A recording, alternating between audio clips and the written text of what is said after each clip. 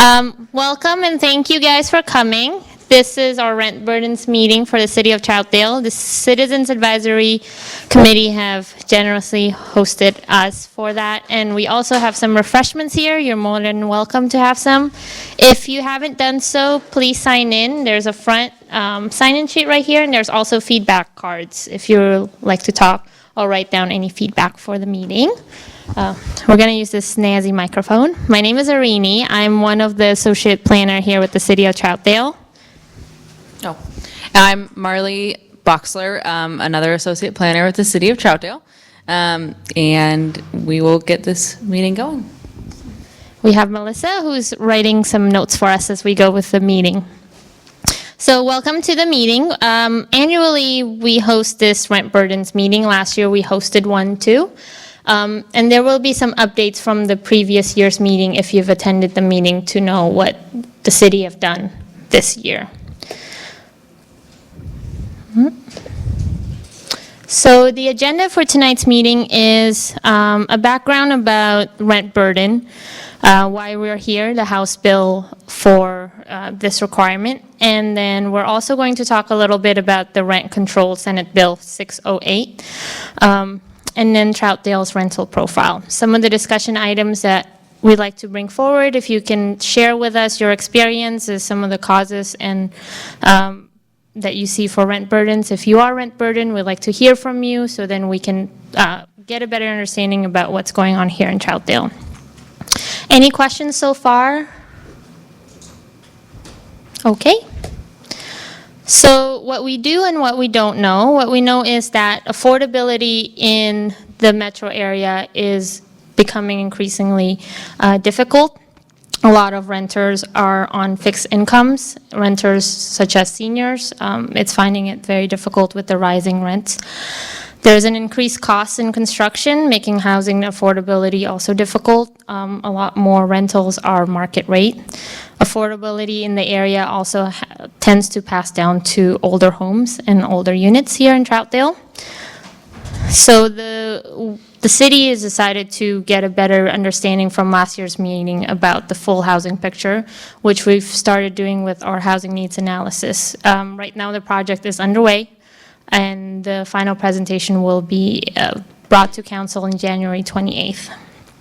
And then there's also, we do know that there's a new rent control bill. What we also don't know is that the complete accuracy of the data.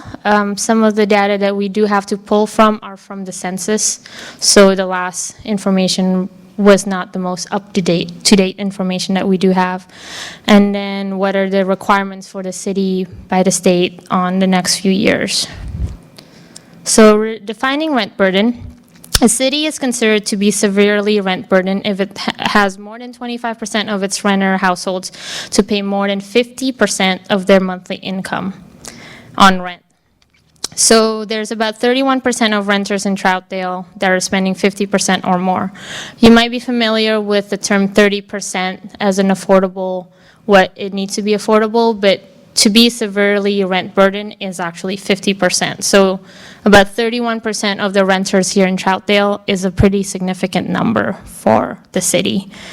Rent burdens also reach beyond those who are paying 50% or more of their income. So over 55% of renters in the city are spending more than 30% of their income on rent, and 30% is considered to be the nationwide understanding, like what I mentioned before. So why we're here, based on Oregon state law, House Bill 4006, we do need to increase local awareness on rent burden causes and potential solutions. To host this community meeting, we have a better understanding about the community makeup that we work in as planners, and also to encourage our local jurisdiction to take next steps in how we can solve this.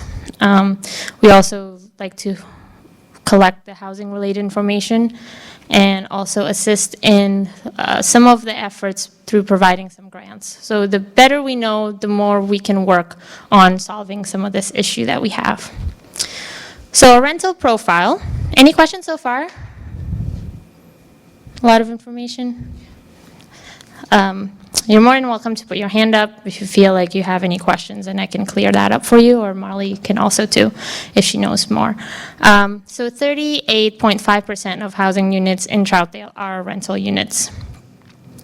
And not all renters do live in apartments. There's a mixture of rental units here in Troutdale, which I'll show you in the next figure. In a figure after this, but average rent for a 2-bedroom house here in Troutdale is about $1,300 to $1,500. That is the data that we pulled from Zillow. So localizing factors that might contribute to high rent burden population figure is the increased regional housing costs in Portland Metro. The Metro is a really growing area in the state. And migration trends too from other areas outside the Metro too. Proximity to educational and training facilities such as student housing, so Mount Hood is really nearby, and the lack of housing diversity in our housing supply, since 69% of our total housing units are single-family detached here in Troutdale. So this is kind of a figure about to show affordability within the city and how my mouse, is she moving over? Yeah, she is. So these below is the household income, and then what they can afford. This is pulled from the last housing needs analysis report, the draft version that we are completing with Eco Northwest. Troutdale, you can see that it has 66,224 median income. The problem with this data is that it is adjusted for inflation, and some of you might think that's a little too high for Troutdale because this income actually doesn't reflect the city. It reflects the postal code, I believe. So this is not really the clearest picture when people pull information about Troutdale from the Census Bureau. It's not actually 100% of what Troutdale actually represents. Multnomah County is about 60,000, and then the state of Oregon is 56,000. Yes?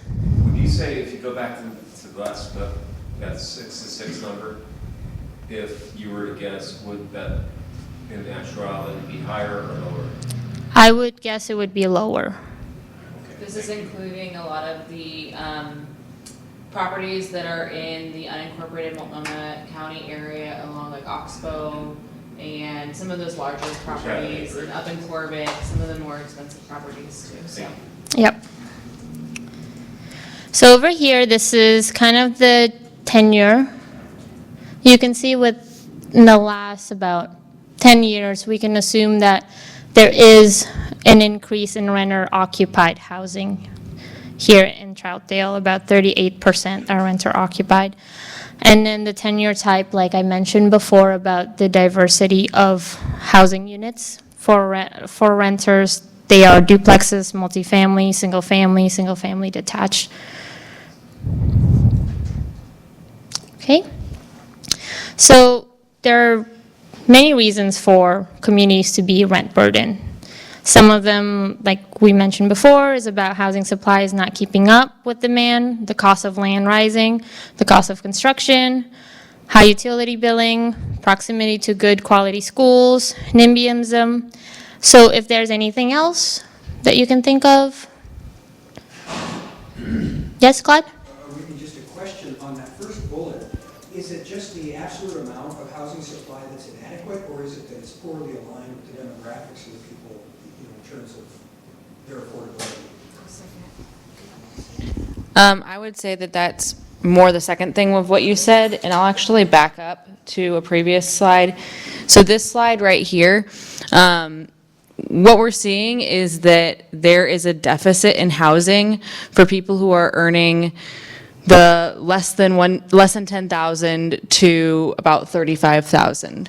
So because there's a deficit in housing units in that area, it's causing those people to have to live in housing that is affordable to those at the 35 to 75,000 area. So they're spending more of their money and forced to rent a more expensive unit, and that's why they're spending 50% of their income on housing. So this chart is showing us where the deficits and where the surpluses in housing are in the city. And so that's where we're seeing demand is not meeting, or supply is not meeting what the demand is. A follow-on to that middle bar, where there's a significant excess at a higher income level, is that largely unoccupied, or what happens to an oversupply like that? It's not that it's unoccupied, it's just that people in other categories are living there. So as you can see, there's a really large deficit in the 100,000 and more range. So a lot of those people are likely living in housing that's affordable to someone at the $50,000 to $75,000 range. They can afford to live in that housing and not have a rent or mortgage burden. But for the people who are earning less than that, being forced into those same units, that is an extreme burden on them. Yep. I have a question. So when I read this graph, so this is saying that in Troutdale, no one who's working a minimum wage job can afford housing at that approximate level. Is that correct? So No. like 15 an hour, I'm making under 30,000, but that's well above minimum wage right now, so I can't afford. There's housing that they can afford here. The problem is that there's not enough housing that they can afford here. So this is saying that in each of those income brackets, that's the deficit that we have. So there is housing that exists across the board in all of these brackets. It's just that there's a deficit for those working families generally. Yep.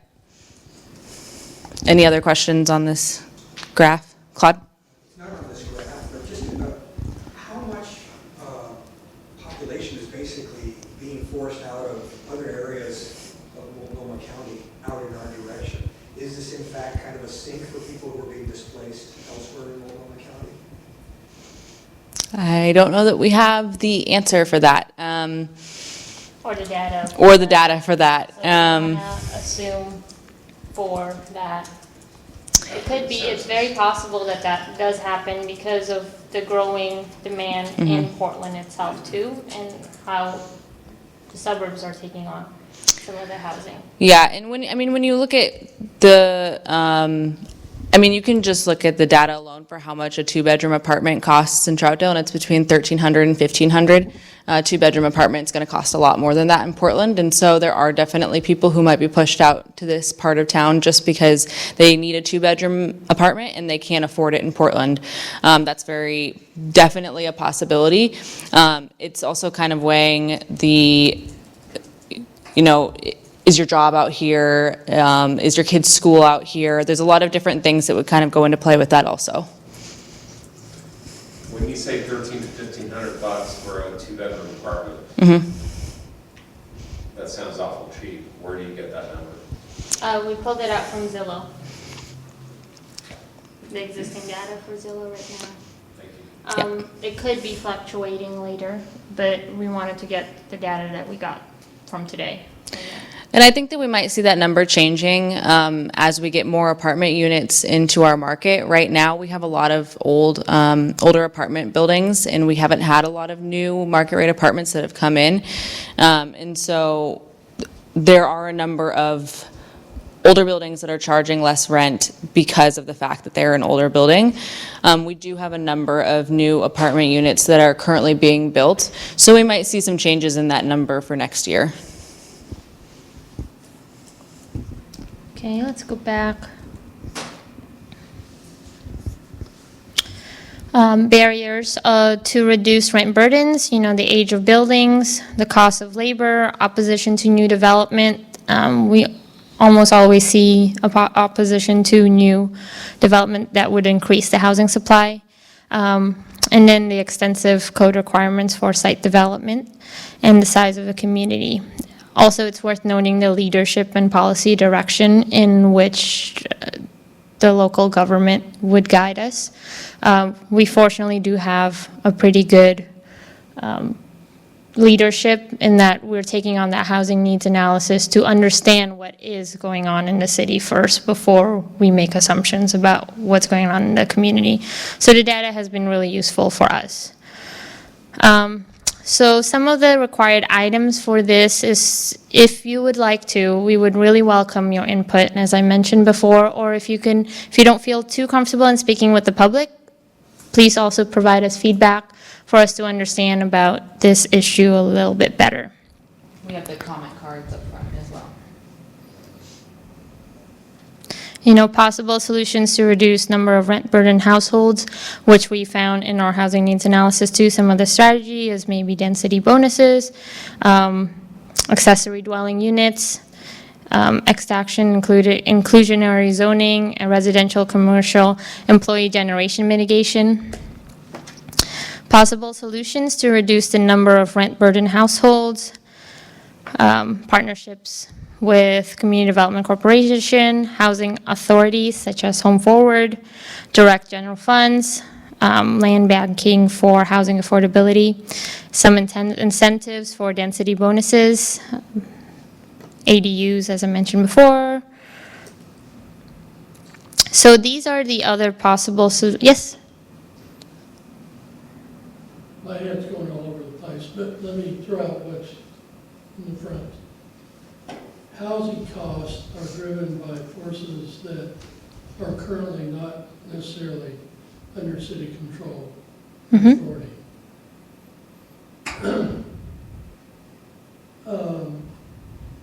And I don't see anything talked about on one of your lists about the fact that we can do a whole bunch of policy to reduce a rent burden on a community, but then the state passes a law that negates it immediately.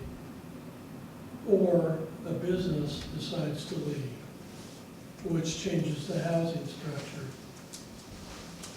Or a bunch of 60-year-old people like myself decide to leave and opens the housing supply in that category.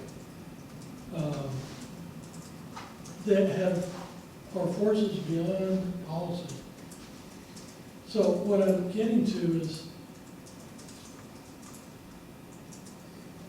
I don't see a nexus between a plan and the reality of market forces that really do have an impact. Well, I would disagree with that in that I somewhat disagree with you because it is the market that dictate a lot of the rental.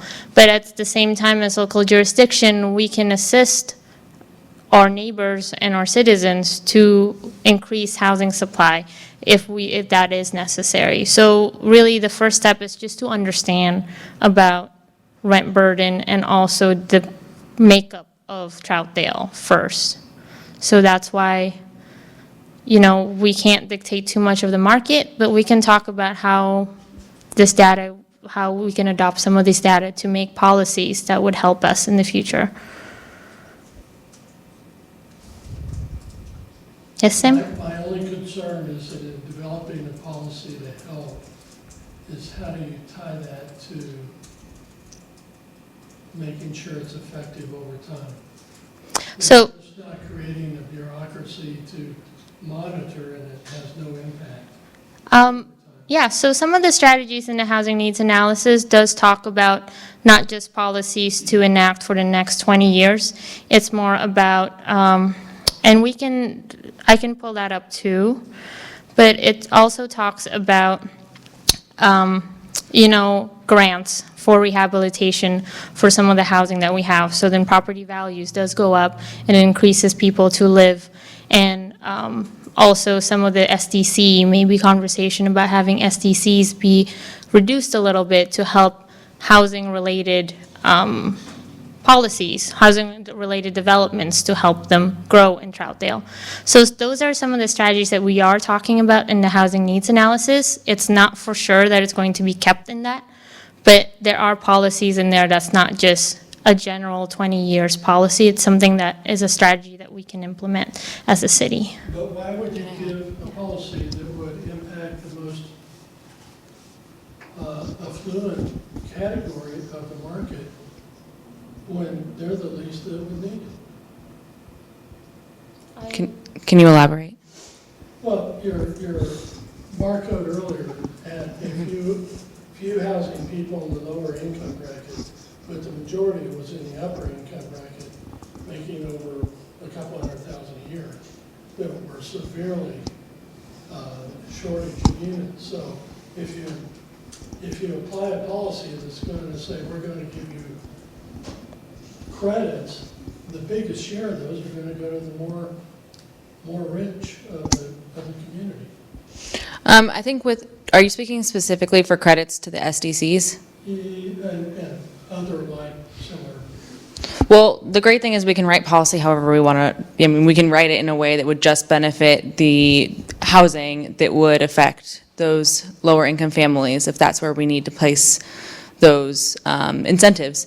So, and another thing that I wanted to point out is that, if there are things that we can't predict that would happen in the future, and, sometimes things change down the road, but that's why we need to constantly be evaluating if our policies are effective and if they're going to continue working in the future, and not just make a policy and then sit on it and, just let it take its course. We need to constantly be evaluating, is this really benefiting our community? Are we seeing the results that we're wanting to see from it?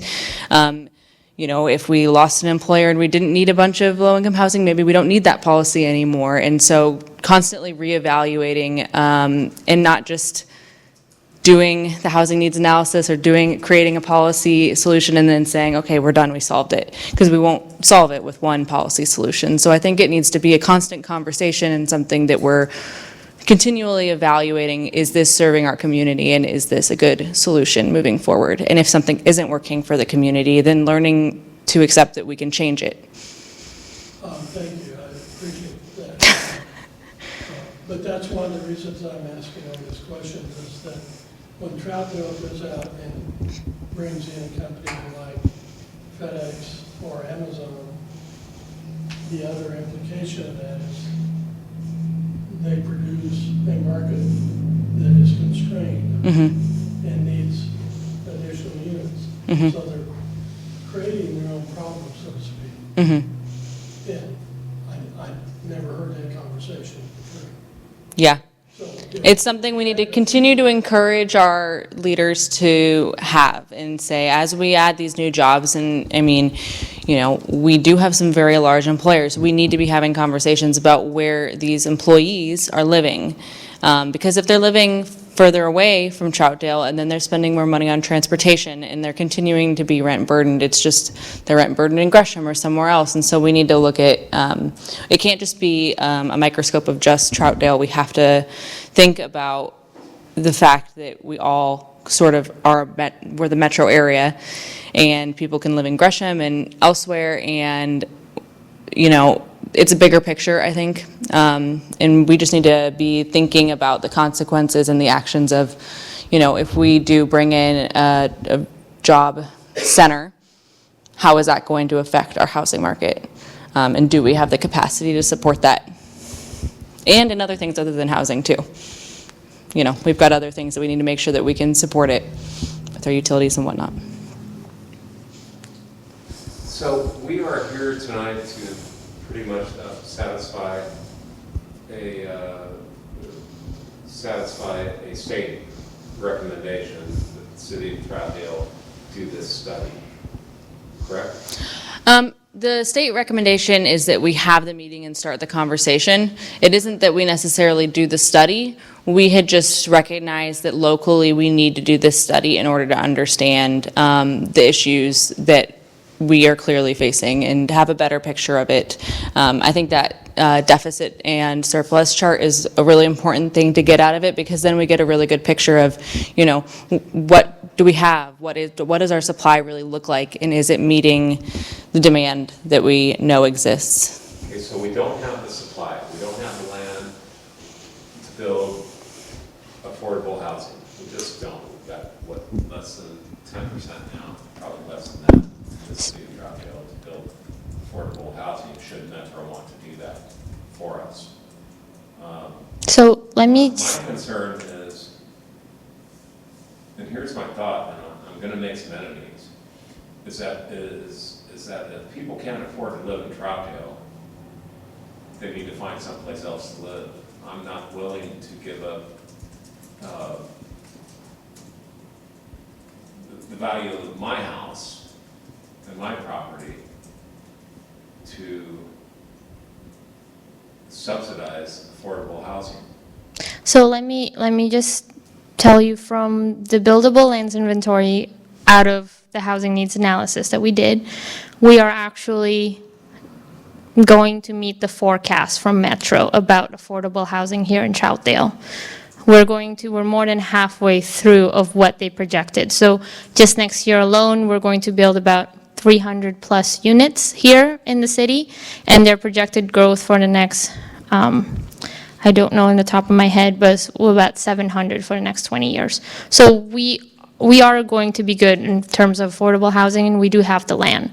But the matter, what we need to understand is that's why this rent burden meeting was important. Last year, we didn't do this data for us to really know that we are going to be on track to meet the forecast of affordability in Troutdale. Does that answer your question? Sort Okay. of, thank you. Okay. Do you want another clarification, or should I? No, I'm Just the first half. I just want to make sure that that our home prices don't go down because we're building too much affordable housing, which is, going to bring in crime, it's going to bring in traffic, it's going to bring in a lot of, you talk about 300 units up here. That alone, was a mistake in my mind, but I'm just really afraid of us overbuilding the Troutdale and I can say turning something. all the property we have.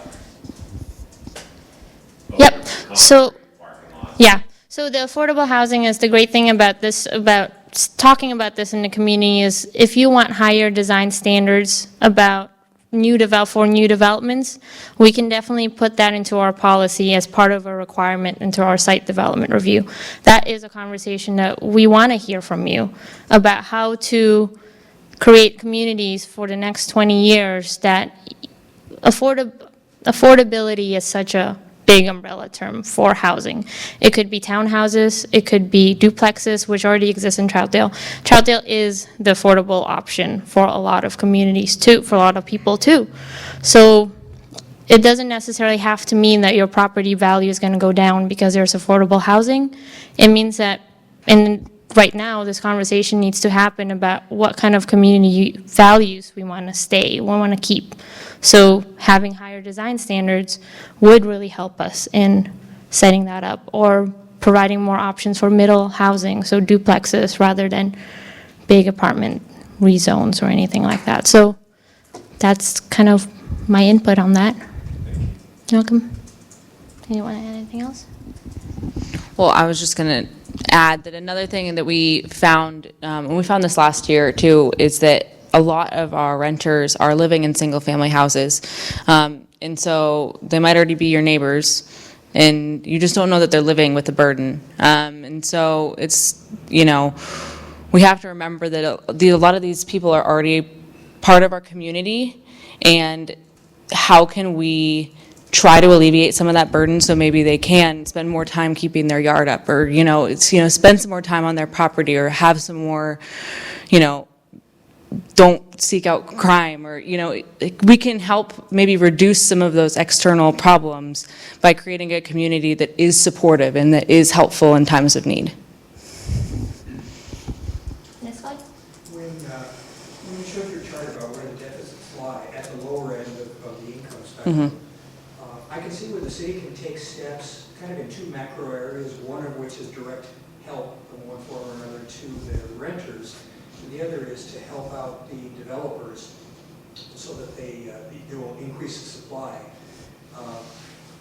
Because the deficit is largely at the low end,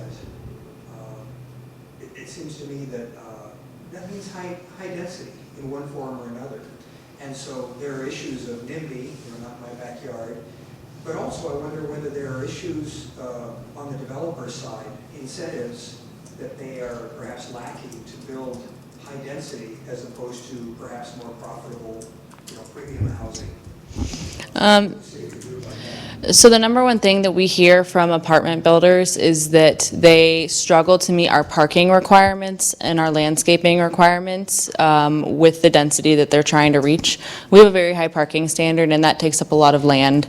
Because people aren't building parking garages, that's not really a cost-effective part of the apartment unless it's luxury apartments. So it's usually swaths of parking lots, and our parking standard is 2 parking spaces per unit plus 1 parking space per 3 units for guests.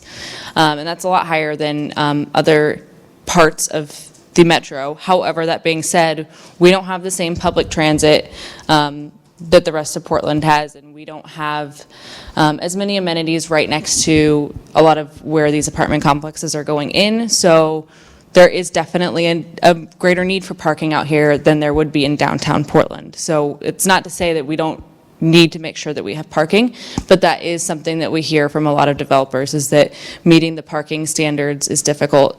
Our landscaping requirement, I can't remember if it's 15 or 25% of the land, but it's decently high.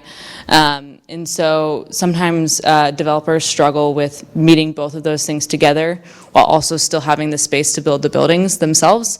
And so that's kind of, those are some of the ways that our code has inhibited a couple of apartment complexes from moving forward, just from experience. Do you see it as likely that we'll be reducing those restrictions? I don't know that there's a desire to reduce the parking restriction. I think that they thought about that pretty thoroughly, but I could be wrong.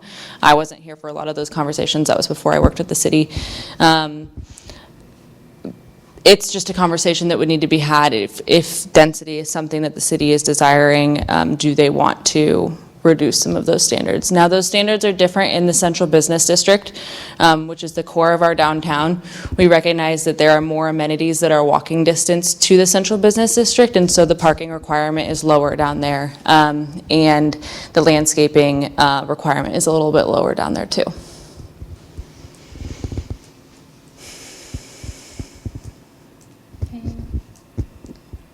So the possible solutions is, as I mentioned before, we have been working on the housing needs analysis with consultant Eco Northwest. The housing committee was formed in the summer 2019, consisting of our planning commissioners and housing professionals that advised the project for strategies and policies that we hope to bring to City Council on January 28th. There will be a final meeting in December. Let me just triple check the date. The 12th. No, the 18th. Close. The 18th is going to be where we have our final meeting for the housing needs analysis, and we do welcome everybody or the public if you'd like to attend that meeting. That would be kind of a prioritization meeting for the strategies that will be presented to council. In that document, there was a buildable lands inventory analysis of all the lands in Troutdale. It's true, Sam, that we don't have a lot of land left in Troutdale. And that was an analysis that was done based on the density that was there too. But thankfully, we did notice that we are confident we're going to meet the forecast growth from Metro. And then some of these strategies will be implemented into Goal 10 of our comprehensive plan. So if you haven't done so, I would really encourage you to go to our website to look at some of the strategies and give us any feedback that you like about that if you haven't done so. The other progress other than from the city is that Multnomah County did release a 2019 poverty report. I will be happy to release that to you, send that over to you if you'd like to see some of that report. Metro also passed a housing bond. And also there is the statewide rent control, Senate Bill 608. So I'm going to be talking a little bit more about those last 2 points. The first thing we're going to talk about is the Metro bond, which passed in November of 2018. The bond is for $652.8 million for the entire metropolitan area. and they are stating that 12,000 people will be served by this bond, and new homes will be created in Washington, Multnomah County, and Clackamas County.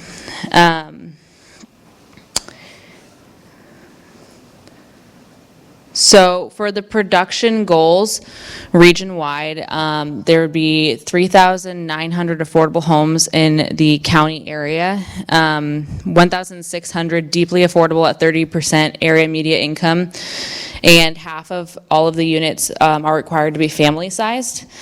No more than 10% affordable at 61 to 80% of the area median income. Some of the uses that the money can be used on is for acquisition, rehabilitation, and new construction. So that's just a little bit of how they can spend the money. This bond was passed to create some opportunity for those in need, such as communities of color, families with children in multiple generations, people living with disabilities, seniors, veterans, and households experiencing homelessness and or imminent displacement. So this is a map of the whole area that's what we term metro, and this is the different counties that will be served by the metro bond. And this is the breakdown of each of the counties, how many affordable units will result out of this. So Multnomah County is broken down a couple times because they've got Portland, Gresham, and then the balance of the county. And we're in the balance of the county category. So Home Forward is the housing authority for Multnomah County. So they're the ones that are being tasked with creating these affordable units. So with the balance of Multnomah County, that focus is in Fairview, Wood Village, and Troutdale. And they are going to be looking at building 111 units, new units. 30% AMI, 46 of those units are going to be at 30% of the area median income, and 55 of those units will be family sized. They have $15.9 million for this project. Oh, I guess I'll back up. So that's the last slide on the Metro bond. So, you know, one of the things that you were talking about affordable housing units. Well, Home Forward is the housing authority who is going to be building these 111 new affordable units somewhere in Fairview, Wood Village, and Troutdale. This was a bond that was passed throughout the whole metro area, so it is coming out of your taxes. So in a sense, yes, you are subsidizing it. 2019 instead of 2018. It was passed in 2018. Oh yeah, it was passed in 2018. So we're not talking about the bond that was passed in 2019. That's the parks one. That's the parks one. So yeah, there's a couple of different bonds out there. This one's the parks, or this one is the affordable housing bond. And if you need a refresher, that the total bond amount is for $652.8 million.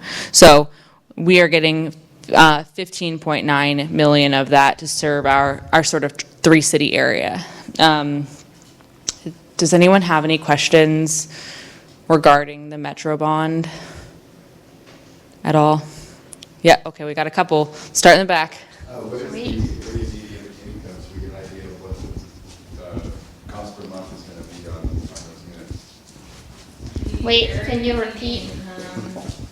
What would be the area media income, so we can calculate 30% of that to figure out what the monthly cost? I'm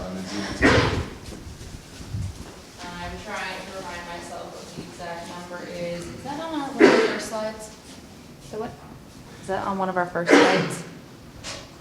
Area median income, yeah, Multnomah County, no.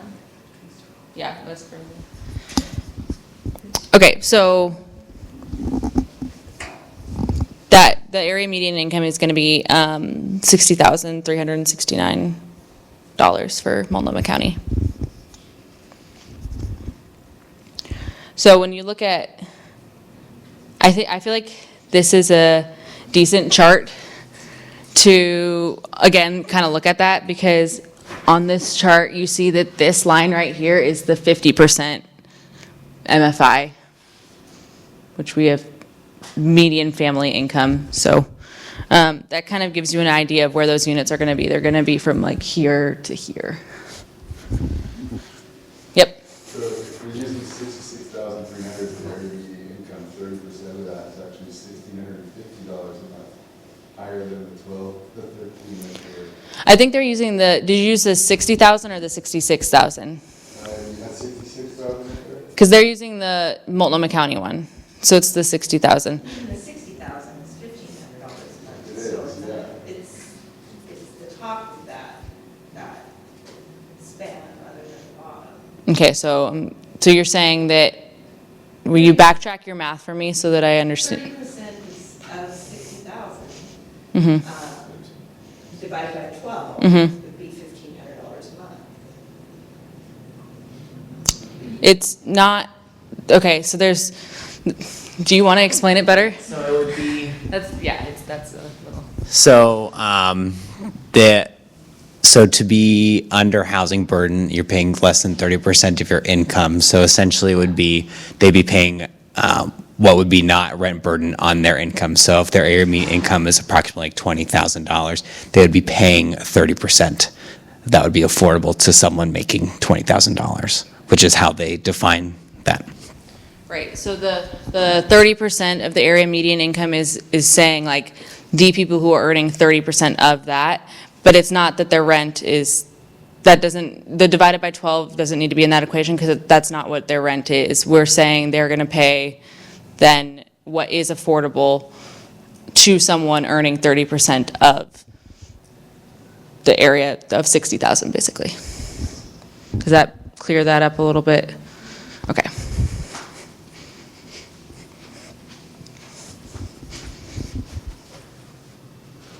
One more. Oh, yep. You said this was a bond.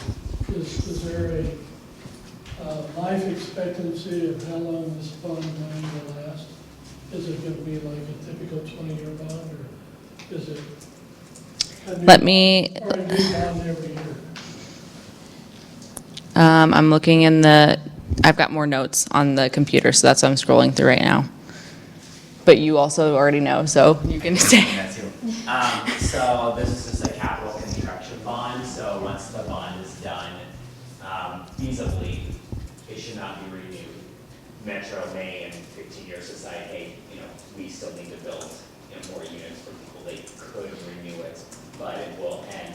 The ongoing costs will go on the providers of home forward, will build into their portfolio, the amount of costs to operate those.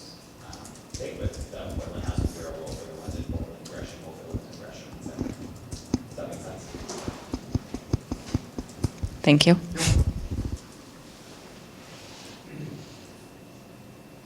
David, did you have another question on that? Okay, yeah. If you're looking at Home Forward's portion of the number of units for the amount of money they're getting is equivalent to $110,000 per unit.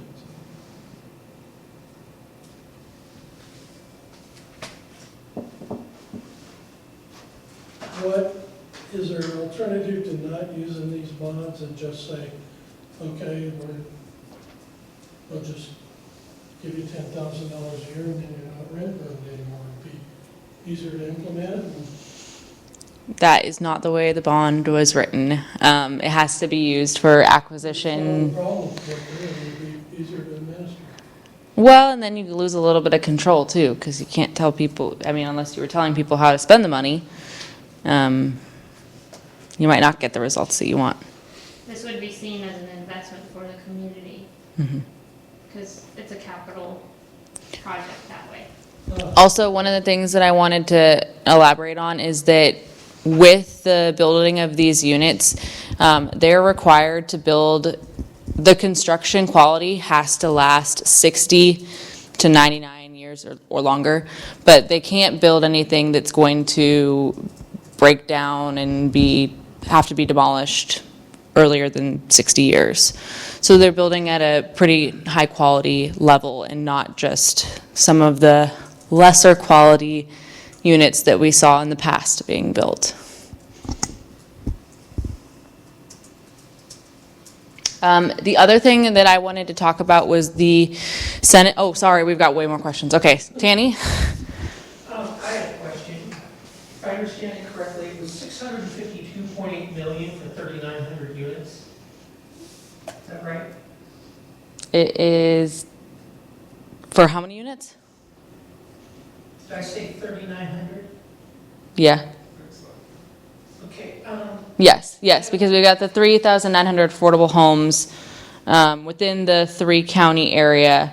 I'm assuming that the 12,000 people served, this is a metro slide, by the way. this would probably be a question for you guys to pass on. I'm just curious. That works out to $167,000 per unit. And we're getting 15.9 million and 111 units, that's 143,000 per unit. I'm just wondering why it's not split up evenly. Mm-hmm. I would think it would be a better benefit to the community if they had that amount of money invested that some of the other communities had invested. I don't know the answer to that off the top of my head. I can ask the people worth asking that question of, though. There could have been more analysis done in how they determined that breakdown that I don't have the knowledge on, but I'm assuming that they used a clear logic in how they determined that number. So it's just a matter of us asking them and figuring out how they resulted in that number. Did you have a question, Glenn? I think it might have to do with the cost of land's cheaper out here. Yeah, that's what I was kind of assuming, but I didn't want to say that's it because I don't know if that's it, but I kind of think that it might have to do with some of those factors. The city of Portland had their own housing bond prior to the metro housing bond. And I believe the average was $340,000 per unit. Oh, wow. Yeah. Yeah. I'm sure land value had a lot to do with that. Right. Yep.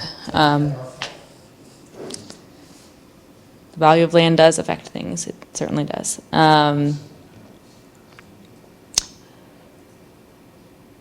For a further breakdown, oh, never mind. That's the homes. Okay, never mind. We already looked at that. That breakdown's on there. Okay. Other questions in the bond? Okay. So Senate Bill 608 passed earlier this year. One of the things that came out of last year's meeting is a lot of people had mentioned rent control. We had people who are renters saying they wanted rent control, and we had a lot of people who own units saying they didn't want rent control, and there was a lot of sort of fear about what rent control could look like in the state. But they did pass a bill for rent control across the entire state, and there's two main outcomes out of Senate Bill 608. The first is that it limits no-cause evictions. You must have lived in a unit for at least 1 year for this to apply. So if you've lived in a unit for less than 12 months, you still could receive a no-cause eviction. It does not apply if the landlord lives on the property and only has 2 units. So if you owned a house and you built an ADU or you had a garden apartment in your basement, this wouldn't apply to you. You could still have a no-cause eviction. And then there are some landlord-based exemptions, which I'll get into in a minute. The other thing that it did is it limits how much landlords can increase rent each year. Rent cannot be increased in the first year of a tenant living there, so this would only apply after the first year. It also only applies to buildings that are 15 years or older, so it definitely doesn't apply to every rental unit out there in the state. The way that they determine that is it's 7% plus the CPI for the past 12 months. And so for 2019, the maximum rent could be increased is 10.3%, and the number for 2020 is 9.9%. Landlords are required to give 90 days of notice of a rent increase. And that's particularly important to sort of call out because one of the things that we heard a lot of last year was citizens saying, I get a letter from my landlord and my rent increases the next month, and it was kind of all over the board. There was no clear rhyme or reason. It did seem like there were some citizens who were really being taken advantage of in that system, and so this is kind of helping to curb that. There's a lot of notices that are required then to do that. So there are some exceptions to the no-cause evictions. After your first year of occupancy, a landlord can evict a tenant when the tenant is not at fault for a couple of reasons. And I said that I would talk about this in a second, and so here it is. The reasons are if they intend to demolish or use the unit for something other than a residence, if they're making repairs and the building would be unsafe to occupy, if an immediate family member will be moving into the unit, or if they sold the unit and the person who bought it plans to move into that unit. Those are the only reasons for a no-cause eviction after the first year. And those are called landlord-based reasons. If someone receives a landlord-based eviction, the landlord's required to provide 90 days notice, and the landlord must pay 1 month's rent as relocation assistance. If you only own 4 or fewer units, the relocation assistance is not required, but the 90-day notice still is. I think that's important to point out because we do have a couple of landlords in the city of Troutdale that own a few properties, but not a lot, and so this may or may not apply to them. And then when you have been living in an apartment for less than 1 year, you do have some rights. The landlord may end the tenancy or refuse to renew a fixed-term lease with a 30-day notice, and there's no relocation assistance unless you live in Portland. Portland does have an additional relocation assistance fund. Are there other questions about that? It was a hot topic last year, so I'm surprised that there's no question. Yep. So on the column over here with the no-cause evictions, Mm-hmm. I guess I kind of want to clarify those last 2 reasons because they seem kind of odd to me. I think that it was, those 2 I think are speaking less to like a high-rise apartment building. You're not going to see that in a high-rise apartment building. It's if you're renting your house. So if you imagine in a house, if you had, like your mother needed an apartment, that would be an instance where the 3rd bullet point would come into play. So it's just a oddly specific one. And then if they sold the unit to someone who plans to move in is, again, single-family home likelihood. So if you had a house and sold it, then they wouldn't have to, that would be a right for them to evict the tenant, but they would still have to provide them that 90-day notice and the relocation assistance. Any other questions? Danny? No, I was just wondering if there's a thought to, with there being a cap on rents, that you're gonna see more landlords raise rents on an annual basis where they might not do it in the past. It's definitely possible. I mean, they won't know for sure until they see it in action for a couple of years, I think. I will say that I think that the rate that was chosen for the rent control is a bit higher than I kind of expected it to be. But I think the main thing that they were wanting to control, or at least what I see it controlling better, is landlords who are consistently coming back to their tenants really repeatedly throughout a year, and making sure that people have some security and stability for at least a 12-year period or a 12-month period, and not feeling like they're constantly living in instability where they don't know how to budget for any of their expenses because it could be changing next month. Mm-hmm. So that says that a landlord can evict a tenant with 30 days notice if they've lived there for less than a year. I thought it was state law that it had to be at least 60 or 90 days notice under any circumstance. Or is that just a Portland thing? So Portland does have its own rules that are a little bit different than the rest of the state. In Portland's rules, they are the 60-90 thing. Very different from the state. The handout that we have up here is the fact sheet on all of it. And I'm not sure if certain things changed when this rule went into place and maybe the 60/90 thing was modified, but I think that's a Portland-specific ordinance. And potentially also Milwaukee. They kind of partnered up on those things. Are there other questions? Well, we've gotten to the point in the night where we don't really have a ton more for us to say, but we would love to hear if anyone else has any comments or questions or concerns, or if anyone just wants to say anything. If you don't feel comfortable speaking tonight, but you do have some comments, you're more than welcome to email us at planning@troutdaleoregon.gov, and we welcome any and all comments. Or the cards. Okay. So your hand first. I guess I have more of a question. I know the state of Oregon encourages more ADUs, and they develop policies to allow for that. Has the city of Troutdale followed suit? I know they were more restrictive on where and when you can have an ADU. Yeah, so we actually didn't include that bill in the slideshow because we felt like that would have been a lot of information. But yes, our accessory dwelling unit standards have changed since that bill passed. We do allow accessory dwelling units on any zoning district that allows single-family housing, so following the state law. And our standards have gotten a little bit more lenient since then. We've always allowed ADUs. It was just a little bit more restrictive. They had to be inside the house. They had to, it was a little bit more difficult to do. Now you can have a detached unit, or you can have an attached unit. You can have up to 2 on your property, so it can be 1 attached and 1 detached. So what about like a duplex lot? Can you have an ADU on a duplex lot? Detached? Well, it depends on the zoning district that the duplex is on.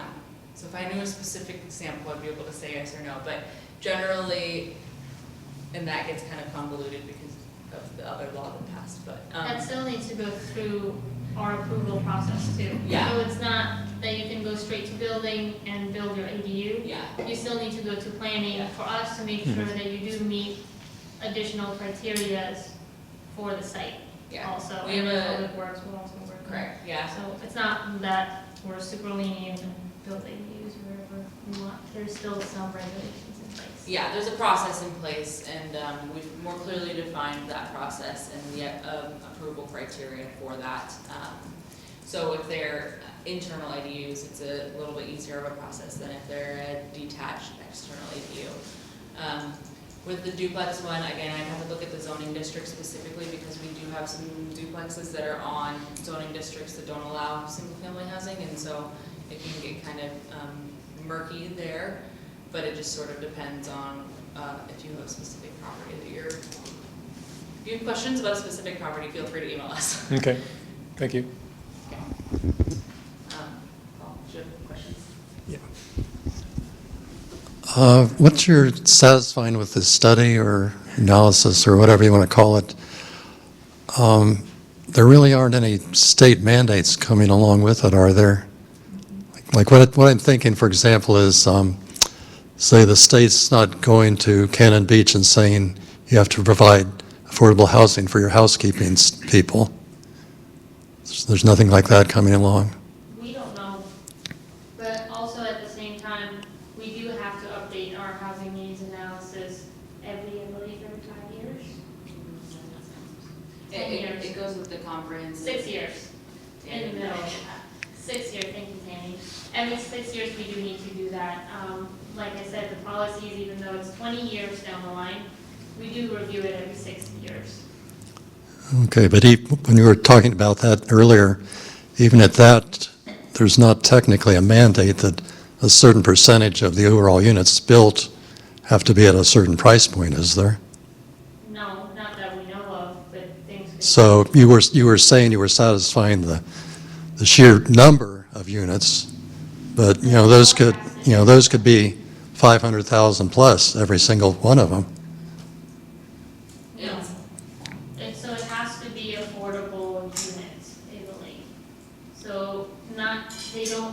not in the price point that it has to be 1,300 or 1,500, but we do need to provide about 786 units in the next 20 years that are affordable. So when we do this study again, we're going to see that the percentage of rent burdens will decrease through that policy. So it's not so much of the price point, but it is about affordable housing units. Okay.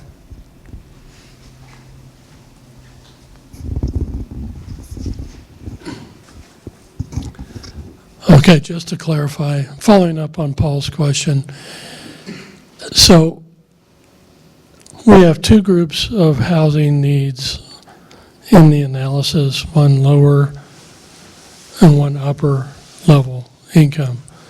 So you're saying that we're addressing both those categories or just the lower end? We are addressing, so some of the study did find a deficit in higher income housing and also affordable housing. So in this, we have conversation and we are enacting strategies that would include how do we meet that higher income housing in that. So we are addressing both sides. But most of this housing needs analysis was focused on affordability. Thank you. By the state, that's the affordability part, yes. I think there's also, it's a little bit more difficult to write policy that would encourage higher end housing without not encouraging low income housing. Like, it's hard to write a policy that benefits one thing but doesn't hurt does that make sense? Like, if we wrote a policy that was strictly to high end housing, we could be hurting some of the lower income housing, and it's harder to come up with that. Yeah, I can appreciate that, though, having a policy that you're going to encourage high income development would push away low income housing. But I guess from my head, treating them separately isn't equitable because that's, to me, discriminatory. So, And it depends on what the developers are building. Did you have a comment? Would you go back to the deficit slide? Yes. Isn't that a great chart? I think, I'm sorry, do you mind if I hop in? I By all don't need means. that, I'm fine, I don't need that. So I think, Excuse me. yes, I'm sorry. Could you please introduce yourself? Oh, yes, I'm Nathan Clark, and I work for Multnomah County. So I'm here as a big observer. Yeah, I'm sorry. Thanks for I being didn't- here. Really, yeah, of course. Your input is very Yes. appreciated. We're glad you're here. This is my favorite topic. So, so I think I agree with your statement that yes, there's a deficit on both sides, but I think the issue is, I'm going to come up here because I like to be visual here. All right, give me a second. So the issue is, yes, there's a deficit for, maybe one day I'll make 150. So there's a deficit here, but you're living here, so you're not rent burdened or cost burdened because you have more money than you're paying in your rent. So generally, and I would say probably every case, someone here is not going to become homeless because they're renting in a different burden. But if someone who's making $25,000 has to rent up here at, say like in a price range that's for someone who's making $40,000, you're going to be more cost burdened. One emergency or one accident is going to cause you to become homeless. But generally, if I'm making $150 and I'm renting at a level that someone who makes $75,000 can afford, one accident's not going to make me lose my housing. So I think, while yes, there is a deficit on both sides, the issue, and I would say more of the humanitarian crisis, is the fact that people living here, there's not enough. So if I'm working at Amazon making $18 an hour, which is a pretty fair wage, but I can't afford to live near where I work at any of these levels, so I'm at risk of one car accident or one medical emergency or one sick day because maybe I work somewhere that's not Amazon that doesn't have health insurance, things like that. So I think that's where the more kind of issue is with these folks renting at a higher level because they don't have anywhere else, but you can't live in Happy Valley, or you can't live way over in East Portland, transportation, all of those issues. So then you're more at a risk of becoming homeless than someone who's making 150 and renting at a lower level. Yes. So, just wanted to jump in and say that. Yes, that was very eloquently put. Do you want to say something? But housing at all levels is important to continue that housing stock to grow all levels, though. Danny, did you have a? I think one thing when we talk about the deficit on the low end and the high end, if you've got property that's zoned multifamily, and there's a fair amount of it that is, that's going to be developed either on one side or the other. Typically, you don't see things in the middle. You've either got apartments or you've got higher end condos or something like that. You're one side or the other with it. And so that's one way that both of those voids kind of get filled with higher density. You introduce yourself. Me? Tammy Stafford, some Troutdale resident. Okay. I had an additional thing to say, and now it's left me, so. Maybe this will help. No, it's not, and that's gonna make it worse. It's gonna make it worse. Another thing that we are seeing more of is, I think for a little bit of time, there wasn't a lot of new subdivisions being built and not a lot of new housing in general being built. There was a lot more focus in the industrial area, and I mean, across the board, we know across the country, there wasn't a lot of new housing being built for a while. And so now we have some new subdivisions that are coming in, and so it will be interesting to see where some of those, once they're starting to be built, where we think those price points will end up being, and if that will sort of change some of the higher end market as well. It'll be curious to see, but a lot of our housing stock for single family too is aging as well, so that's one of those things that kind of affects that additionally.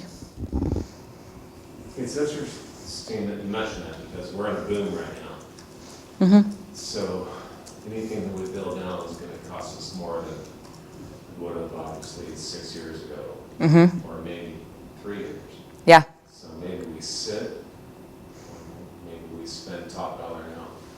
I don't know who makes those decisions, but they should be considered.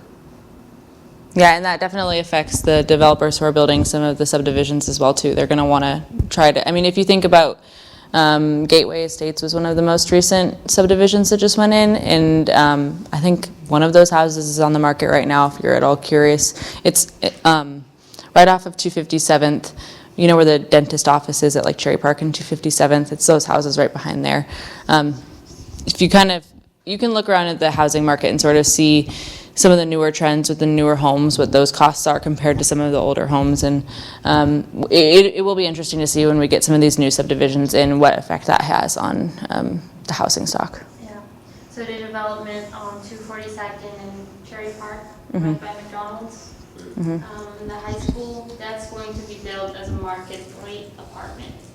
And that apartment is going to be more of the, from what the developer had informed us, it's going to be more on the higher end, which is kind of interesting to see how that would play into Troutdale. I think one bedroom was projected to be about $1,300 from what he had informed us, which is pretty significant for our area. Yes. While you're talking about the actual market, I just wanted to mention, just for the public's information and benefit, the large complex being built on Halsey across from Stomping Grounds in Fairview. Their one bedrooms start at around 1,400, two bedrooms 16, three bedroom 18. So if you're looking, talking market rate, that's where they are anyway. Yeah, and that's likely where the developer for the Cherry Park and 242nd will base local market prices off of. And we're seeing a lot more apartments being built across all of East Multnomah County than we have for a long time. So it's going to also just be really interesting to see how that market plays out with these new apartments that are being built, because I think that a lot of those have been built in Portland for a while, and we really didn't see that same, the developers hadn't kind of come out here yet to build, and now we're seeing a lot more interest in it, and it'll be very interesting to follow. Do we have any other questions or comments, concerns, thoughts? I'd like to thank you and Rainey for putting on a good show tonight. It's our pleasure. Very extremely informative. Great. And if you want a copy of, if anyone wants a copy of the slideshow for their own, reading pleasure, we can send it to them. Just feel free, if you want to just leave a comment card if you would like that, and we can make sure we get that to you. Same with the poverty report as well. Or the sign-in sheet, if you include your email, I can distribute that following the meeting. Okay, well, if you don't have any more questions, we are adjourned. It's not really a formal meeting where we're going to adjourn, but feel free to contact any one of us if you have any more questions, or if you'd like to have access to some of the housing needs analysis report that I've mentioned and some of the findings that Molly had. We have handouts here about the Senate Bill 408. That's pretty helpful. It's about a 2-pager. It's pretty dense, but pretty helpful.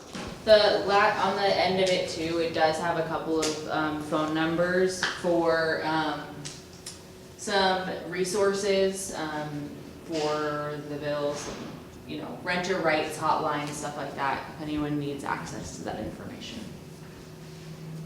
Thank you. Thank you for coming. Thank you.